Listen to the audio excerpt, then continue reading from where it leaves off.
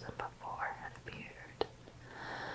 Charles came a few hours after to bring later and more particular account.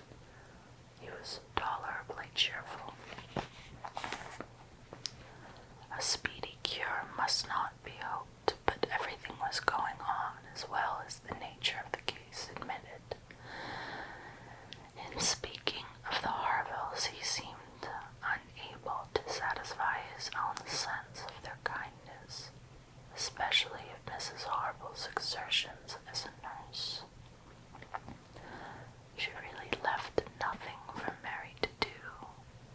He and Mary had been persuaded to go early to their inn last night. Mary had been hysterical again this morning. When he came away, she was going to walk out with Captain Benwick, which he hoped would do her good. He almost wished she had prevailed on to come home the day before, but the truth was that Mrs. Harville left nothing for anybody to do. Charles was to return to Lyme the same afternoon, and his father had at first half a mind to go with him, but the ladies could not consent. It would be going only to multiply troubles to others, and increase his own distress, and a much better scheme followed and was acted upon.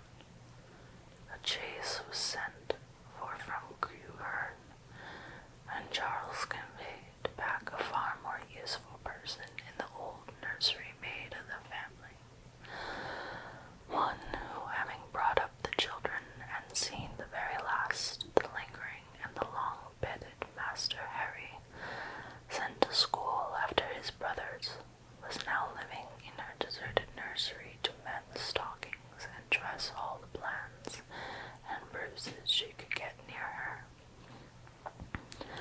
and who consequently was only too happy to be allowed to go and help nurse dear Miss Louisa. Vague wishes of getting Sarah thither had occurred before to Mrs. Musgrove and Henrietta, but without Anne it would hardly have been resolved on and found practical so soon. They were indebted the next day to Charles Hayter for all the minute knowledge of Louisa, which was so essential to obtain over 24 hours. He made it his business to go to Lyme, and his account was still encouraging. The intervals of sense and consciousness was believed to be stronger. Every report agreed in Captain Wentworth's appearing fixed in Lyme, and was to leave them on the morrow, an event which they all dreaded. What should they do without her? They were wretched comforters for one another.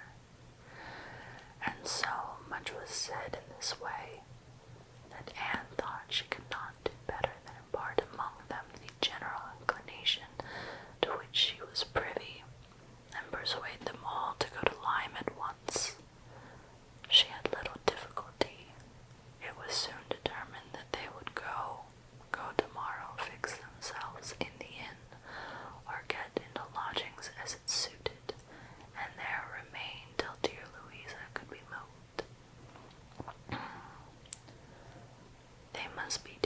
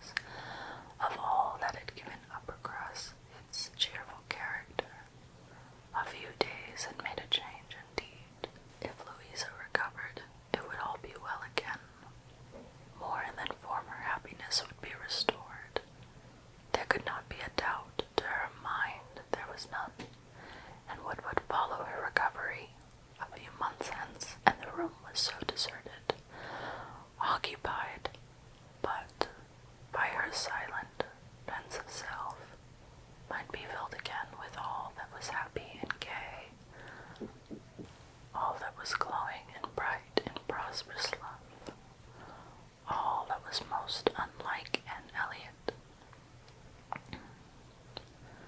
On ours complete leisure for some reflections as these on a very dark November day, a small thick rain almost blotting out the very few objects ever to be disconcerted from the windows, was enough to make the sound of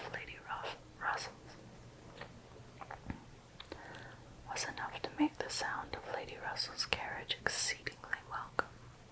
And yet, though desirous to be gone, she could not quit the mansion house, or look on adieu to the cottage with its black, drooping, and comfortless veranda, or even notice through the misty glasses that the last humble tenants of the village, without a saddened heart, scenes had passed in Uppercross which made it precious.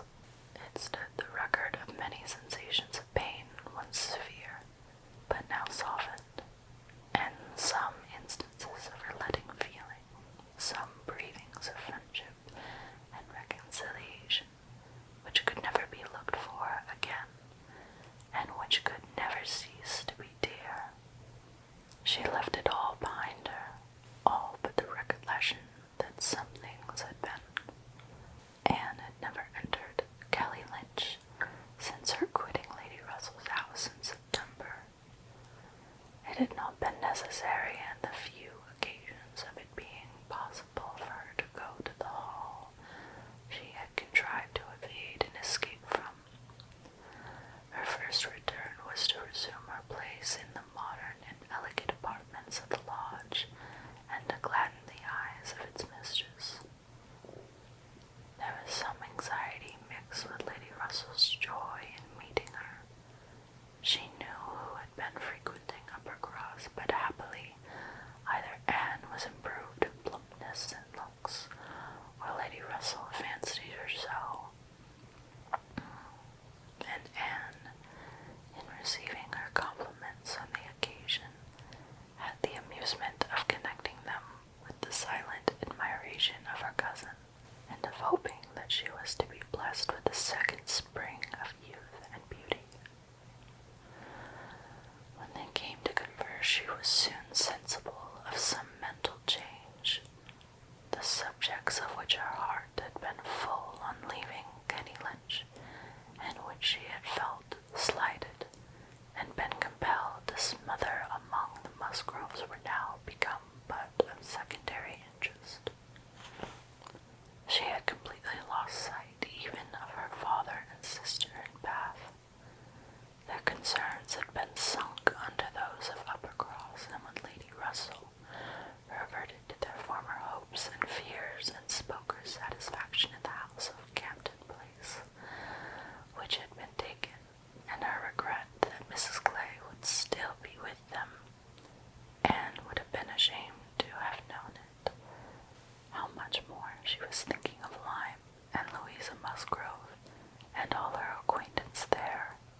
How much more interesting to her was the home and the friendship of the Harvilles and Captain Benwick than her own father's house in Camden Place, or her own sister's intimacy with Mrs. Clay. She was actually forced to exert herself to meet Lady Russell with anything like the appearance of equal solicitude on topics which had by nature the first claim on her. There was a little awkwardness at first in their discourse on another subject. They must speak of the accident at Lyme. Lady Russell had not arrived 5 minutes the day before, when a full account of the whole had busted on her. But still it must be talked of. She must make inquiries, she must regret the imprudence, lament the result, and Captain Wentworth's name must be mentioned by both. Anne was conscious of not doing it so well as Lady Russell. She could not speak the name and look straight forward to Lady Russell's eye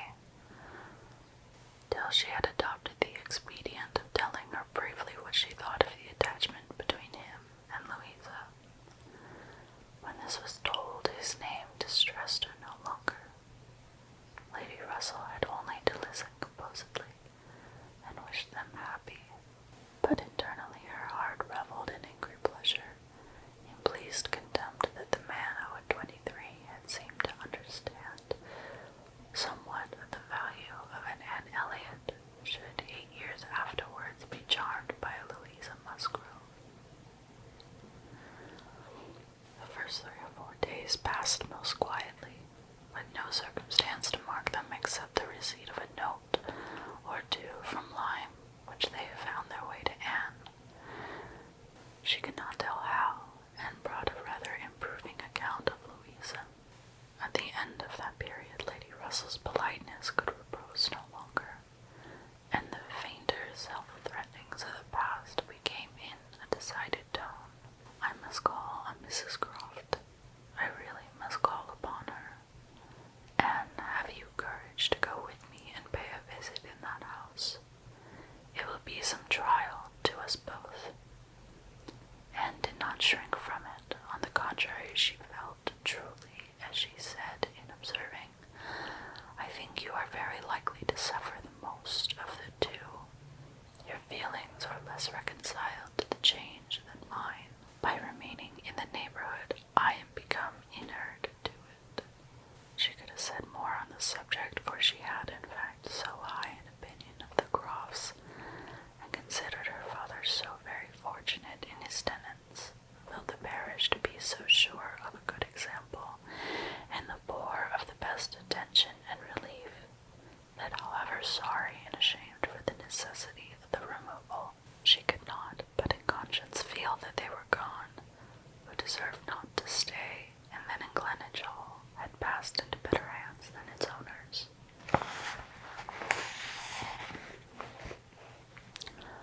These convictions must unquestionably have their own pain, and severe was its kind, as they precluded that pain which Lady Russell would suffer in entering the house again, and returning through the well-known apartments. In such moments Anne had no power of saying to herself, these rooms ought to belong only to us. Oh, how fallen in their destination, how unworthy occupied an ancient family to be so driven away, strangers filling their place. No, except when she thought of her mother, and remembered where she had been used to sit and preside, she had no sigh of that description to heave. Mrs. Cross always met her with a kindness which gave her the pleasure of fancying herself a favorite, and on the present occasion, receiving her in that house, there was particular attention. The sad accident in Lyme was soon the prevailing topic, and on comparing their latest accounts of the invalid, it appeared that each lady dated her intelligence from the same hour of yestern morn, that Captain Wentworth had been in Glenylands yesterday, the first time since the accident had brought Anne the last note, which she had not been able to trace the exact steps of, had stayed a few hours and then returned again to Lyme, and without any present intention of quitting it any more. He had inquired after her, she found particularly, had expressed his hope of Miss Elliot's not being the worst for her exertions, and had spoken of those exertions as great. This was handsome, and gave her more pleasure than almost anything else could have done. As to the sad catastrophe itself, it could be canvassed only in one style by a couple of steady, sensible women, whose judgment had to work on asserted events, and it was perfectly decided that it had been the consequence of much thoughtless and much imprudence, that its effects were almost alarming, and that it was frightful to think how long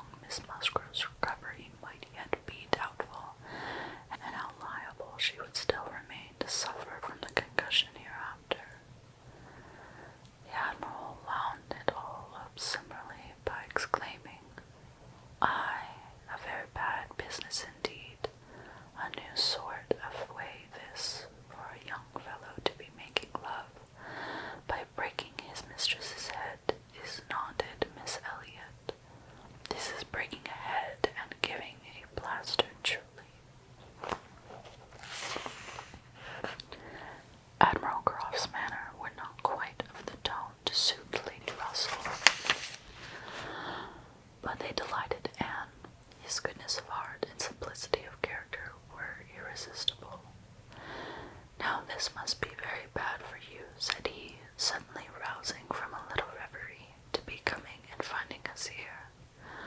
"I had not recollected it before, I declare, but it must be very bad. But now do not stand ceremony. Get up and go over all the rooms in the house if you like." "Now this must be very bad for you," said he, suddenly rousing from a little reverie, "to be coming and finding us here. I had not recollected it before, I declare, but it must be very bad. But now do not stand upon ceremony. Get up and go over all the rooms in the house if you like it." "Another time, sir, I thank you, not now." "Well, whenever it suits you, you can slip in from the shrubbery at any time, and there you will find we keep our umbrellas hanging up by that door. A good place, is it not? But," checking himself, "you will not think it a good place, for yours were always kept in the butler's room." "Aye, so it always is, I believe. One man's way may be as good as another's, but we all like our own best, and so you must judge for yourself whether it would be better for you to go about the house or not." And, finding she might decline it, did so very gratefully. "We have made very few changes either," continued the Admiral, after thinking a moment. "Very few. We told you about the laundry door at Uppercross. That has been a very great improvement. The wonder was how any family upon earth could bear with the inconvenience of its opening as it did so long. You will tell Sir Walter what we have done, and that Mr. Shepherd thinks it the greatest improvement the house ever had. Indeed, I must do ourselves the justice to say that the few alterations we have made have been all very much for the better. My wife should have the credit of them, however. I have done very little besides sending away some of the large looking-glasses from my dressing-room, which was your father's. A very good man, and very much the gentleman, I am sure. But I should think, Miss Elliot, looking with serious reflection, I should think he must be rather a dressy man for his time of life. Such a number of looking-glasses. Oh Lord, there was no getting away from oneself. So I got Sophie to lend me a hand, and we soon shifted their quarters, and now I am quite snug with my little shaving glass in one corner, and another great thing that I never go near. Anne, amused in spite of herself, was rather distressed for an answer, and the Admiral, fearing he might not have been civil enough, took up the subject again. "The next time you write to your good father, Miss Elliot, pray give my compliments and Mrs. Groff's, and say that we are settled here quite to our liking, and have no fault at all to find with the place. The breakfast-room chimney smokes a little, I grant you, but it is only when the wind is due north and blows hard, which may not happen 3 times in winter. And take it altogether now that we have been into most of the houses hereabouts and can judge, there is not one that we like better than this. Pray say so with my compliments. He will be glad to hear it." Lady Russell and Mrs. Groff were very pleased with each other, but the acquaintance which this visit began was fated not to proceed far at present, for when it was returned, the Crofts announced themselves to be going away for a few weeks, to visit their connections in the north of the country, and probably might not be at home again before Lady Russell would be removing to Bath. So ended all danger to Anne of meeting Captain Wentworth at Greenwich Hall, or of seeing him in company with our friend. Everything was safe enough, and she smiled